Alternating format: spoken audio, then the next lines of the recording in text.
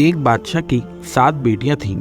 ایک دن بادشاہ بہت خوش تھا اور اپنی 7 بیٹیوں کو بلا کر پوچھتا ہے کہ میں تم سے ایک سوال پوچھوں گا اور اگر جواب اچھا لگا تو تمہارا من چاہا انعام تمہیں دے دوں گا۔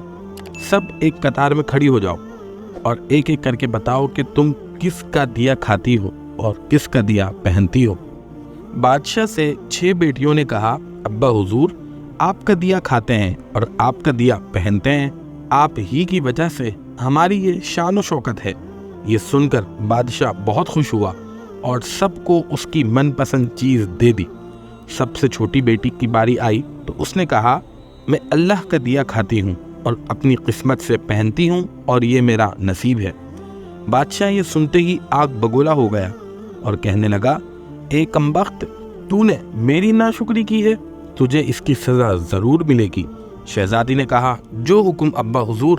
بادشاہ نے سپاہیوں کو حکم دیا کہ جاؤ اسے جنگل میں چھوڑ آؤ، میں بھی دیکھوں کہ یہ میرے بغیر کیسے اللہ کا دیا کھاتی ہے اور اپنے نصیب کا پہنتی ہے۔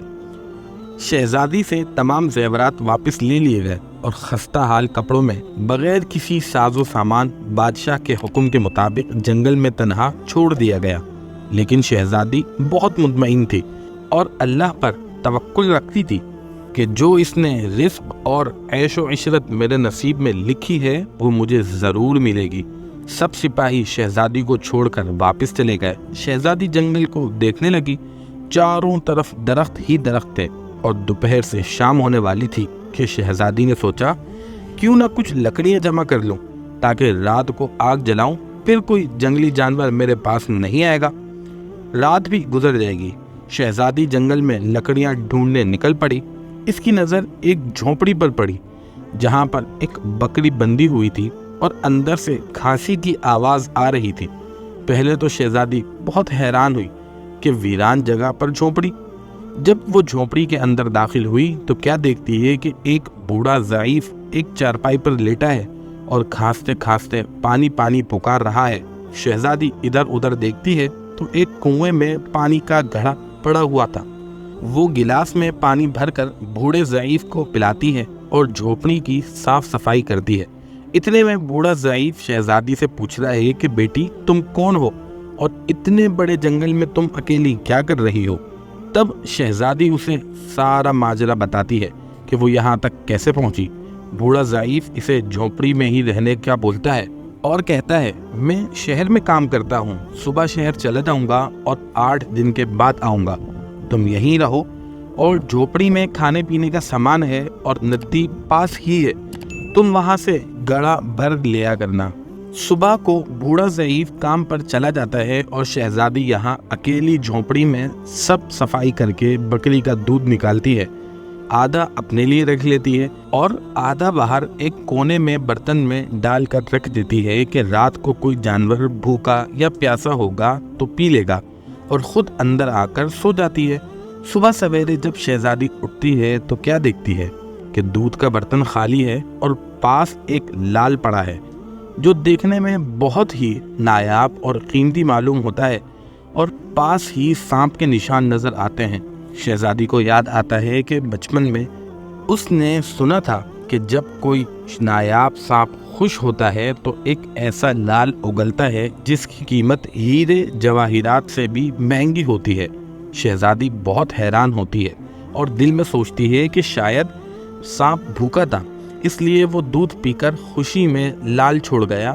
پھر وہ لال اٹھا کر اپنے پاس رکھ لیتی ہے اور پھر اگلی رات شہزادی برتن میں دودھ رکھ دیتی ہے اور اگلی صبح جب دیکھتی ہے تو پھر ایک لال ہوتا ہے۔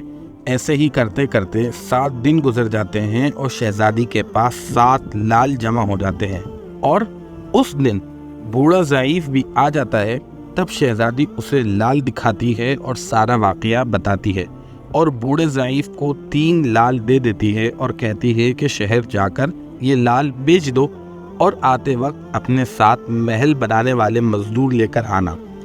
باقی 4 لال شہزادی اپنے گلے میں مالا کے طور پر پہن لیتی ہے اور کچھ ہی مہینوں میں جنگل میں ایک عالی شان محل تیار ہو جاتا ہے جس میں بوڑھا ضعیف اور شہزادی رہنے لگتے ہیں۔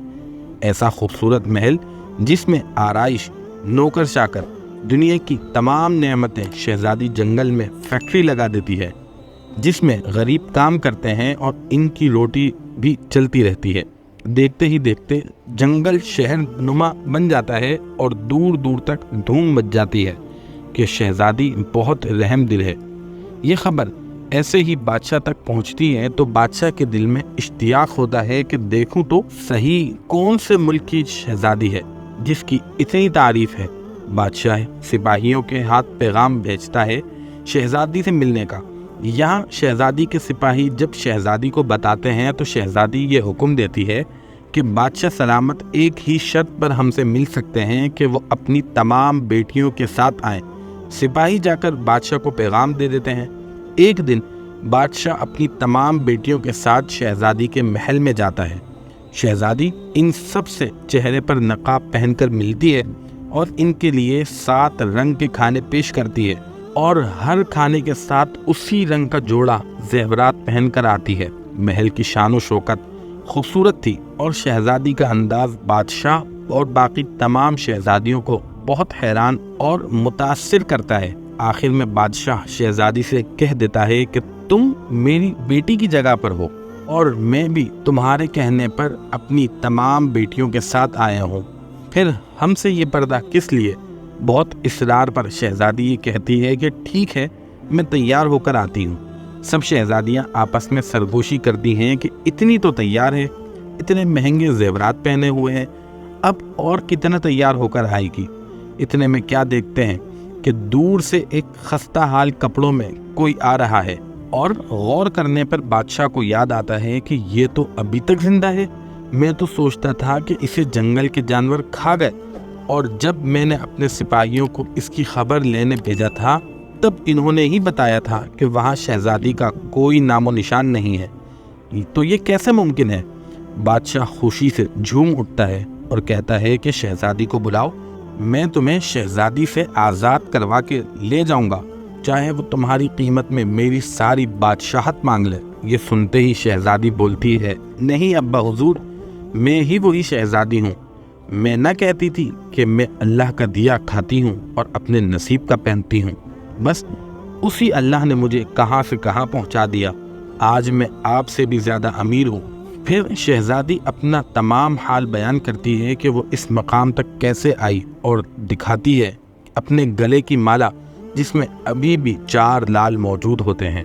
یہ بات سنتے ہی باقی تمام شہزادیاں دل میں رشک کرنے لگتی ہیں اور سوچتی ہیں کہ اے کاش ہم نے بھی تب یہی کہا ہوتا کہ اللہ کا دیا کھاتی ہیں اور اپنے نصیب کا پہنتی ہیں۔